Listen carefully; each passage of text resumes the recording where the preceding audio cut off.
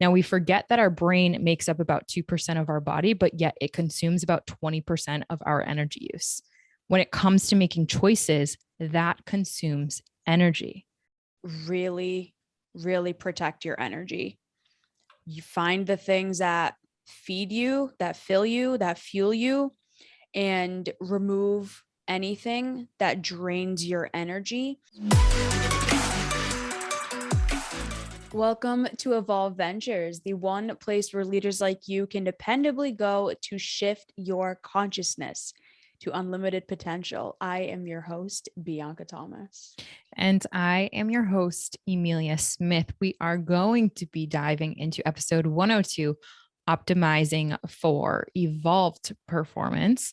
And we're super jazzed up about this episode because this month, if you haven't heard our last episode, we have themed it around optimization. So if you haven't taken a listen to episode 101, Optimization Basics when you don't have time, air quotes in that, please go ahead and take a peek back at that one because we're going to be building on each episode and we're super excited for that. So Bianca, I will hand the virtual mic over to you. Let's jazz up.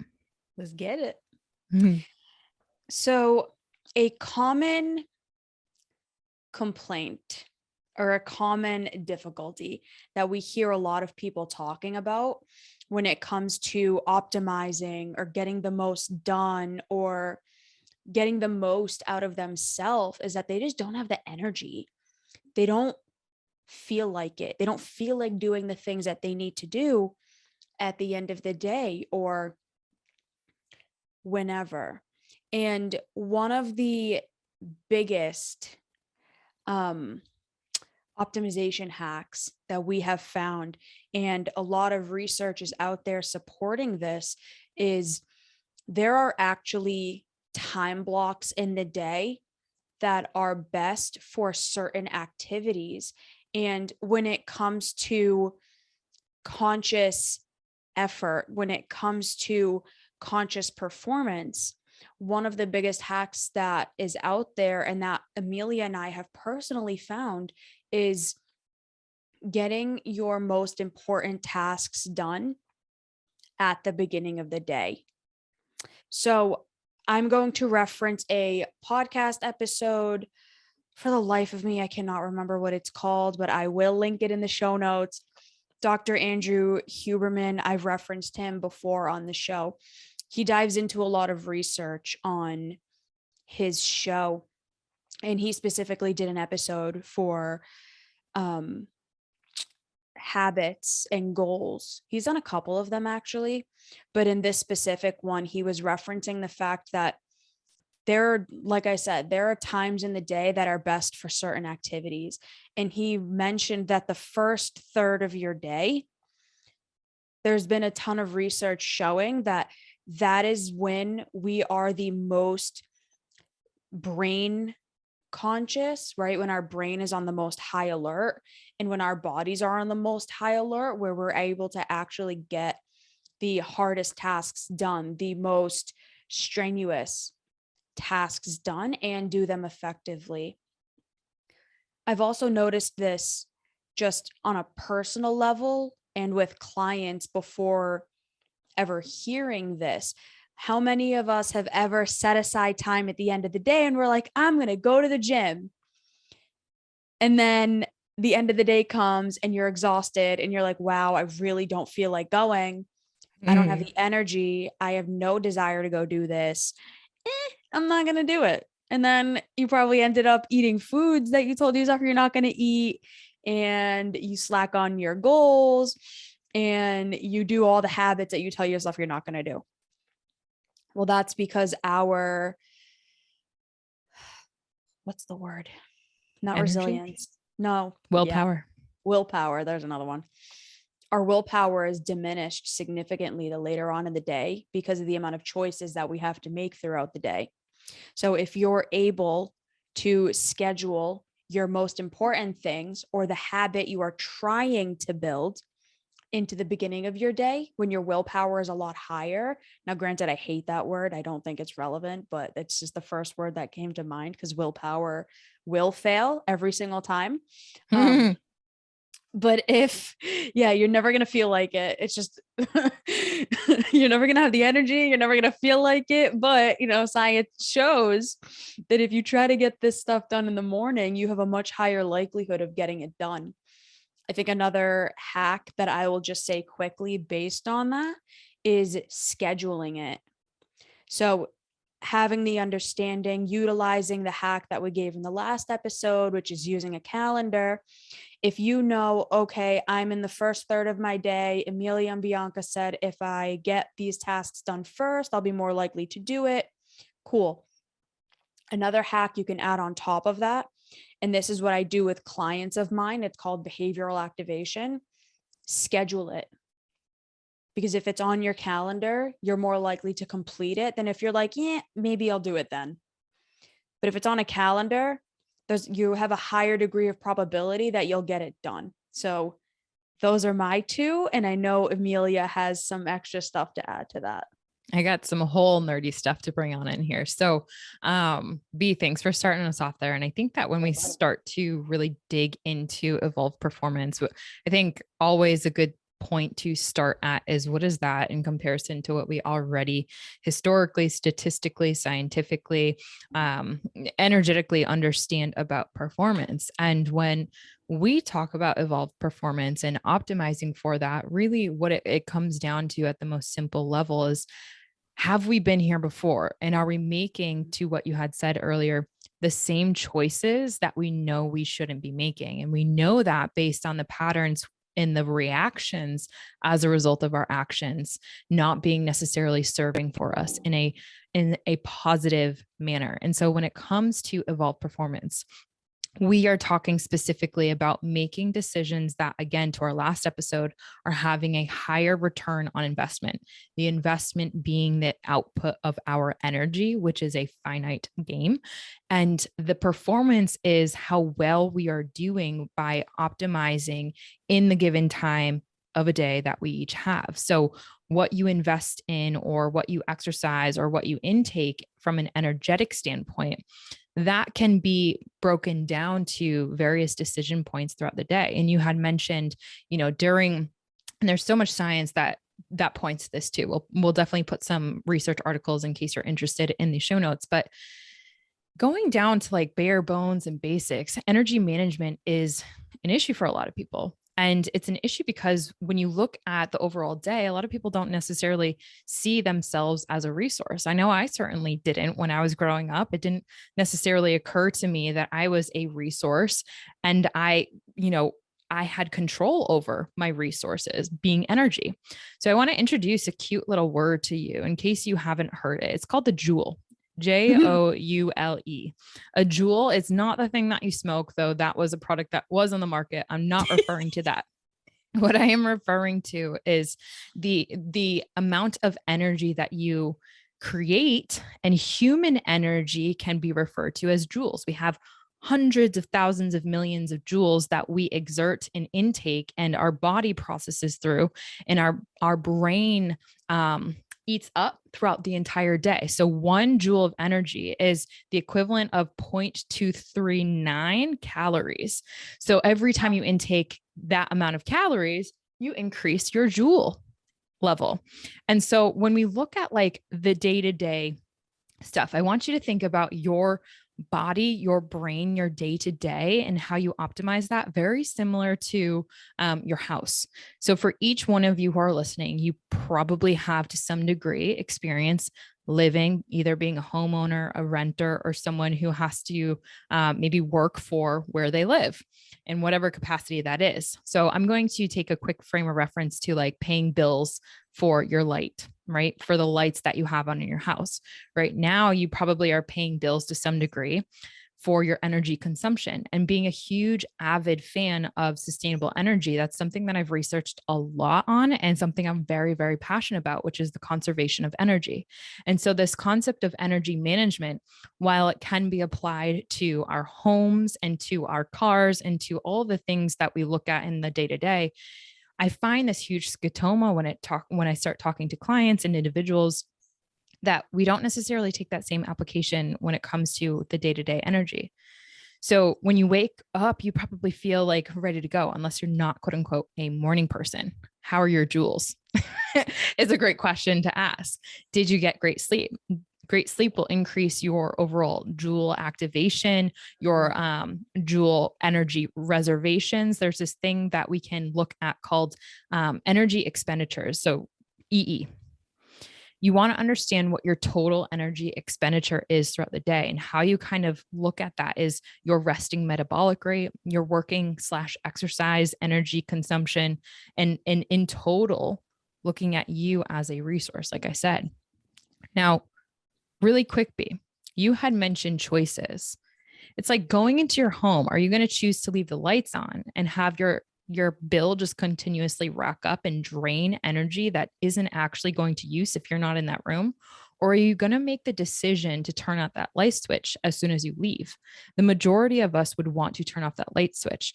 Now, we forget that our brain makes up about 2% of our body, but yet it consumes about 20% of our energy use. When it comes to making choices, that consumes energy.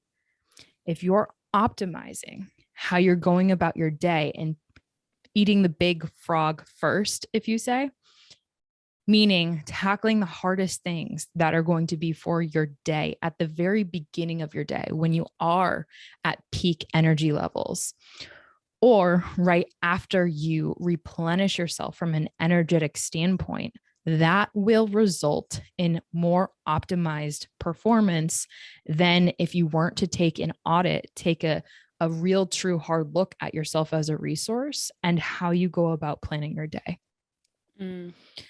Lisa Feldman Barrett, the person who wrote the book, How Emotions Are Made, she talks about something called a body budget. And it's very similar to what Emilia said about energy expenditure, where our body has, so she calls it a body budget, and it is the culmination of good or bad sleep choices, good or bad food choices. It really comes down to our energy level. And what she says is our body budget directly correlates with our mental health. So if you have a low body budget, AKA you're not sleeping, you're not eating the right foods, you're in a high stress environment, your energy level, your body budget is going to be a lot lower, and you're more likely to experience more negative repercussions of emotions. So this directly correlates with this. If you're replenishing yourself, like Emilia said, if you're eating the right foods, if you're optimizing your day and your environment and all of these different things, you're more likely to have a higher body budget. You're more likely to have more energy and to get what you need to get done. So all of these episodes that we are going to be talking about are really going to help you build that. Last week's episode, when we were talking about time optimization, that is also really helpful too. Utilizing a calendar, scheduling your day, doing all of these different tasks.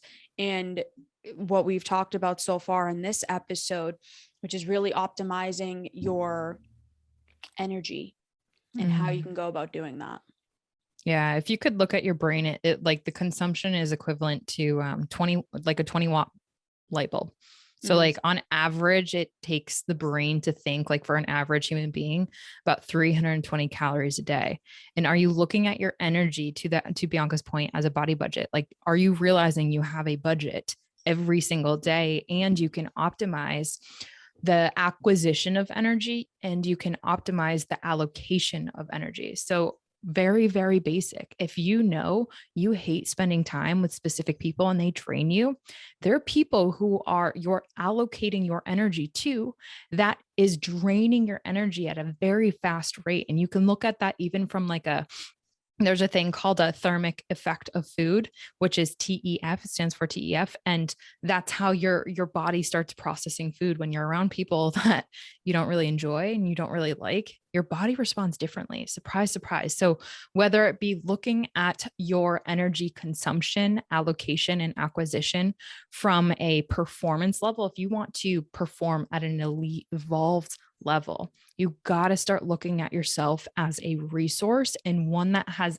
energy that you can manipulate and maneuver to your advantage. So I came up with it's funny because if you look at this is very similar to resource and energy management when it comes to sustainable energy, but it applies just the same way for us as human beings.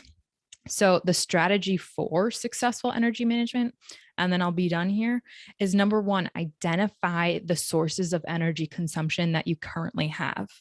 So for example, I just mentioned negative people, crappy food, Bianca, you had mentioned. If you're eating Oreos versus a giant bowl of blueberries, obviously your body's going to respond very differently. I know for me, this is something that I identified: high caloric, low volume food, meaning like a giant piece of chocolate cake. That's a huge source of energy consumption for me because it's really hard for my body to break down those carbs. And it really doesn't give me the energy that I need, honestly. Whereas if I had a beautiful wrap with all of these micronutrients, right, that's a different type of energy allocation and acquisition. So step number one, identify sources of energy consumption. Number two, collect your energy data.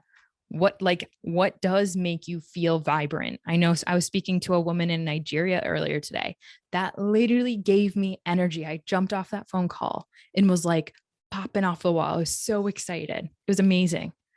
Our team, same thing. Talking to you, B, jumping on here. I was in a whole different energy level.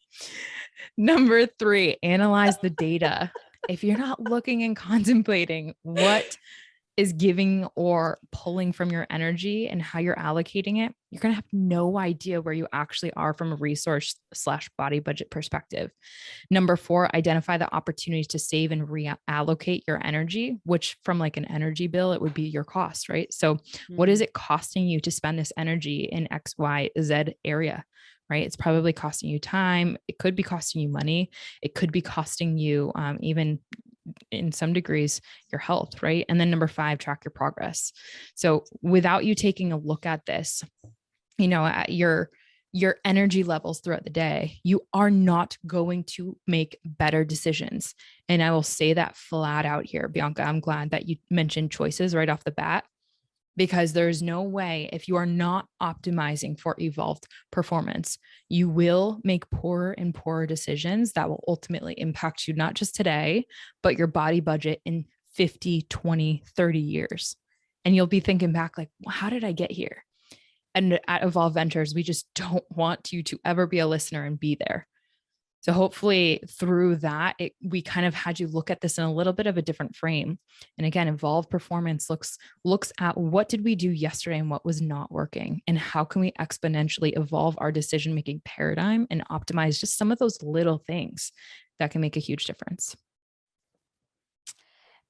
What are your episode suggestions for this episode? So episode suggestions, real quick. Number 100, we talked about the wellness pill. Number 95, delegate or die. Not delegating is something that drains me. Number 75, when intuition tells you otherwise. And those are the top three because they all pertain to energy and energy management in a very different way.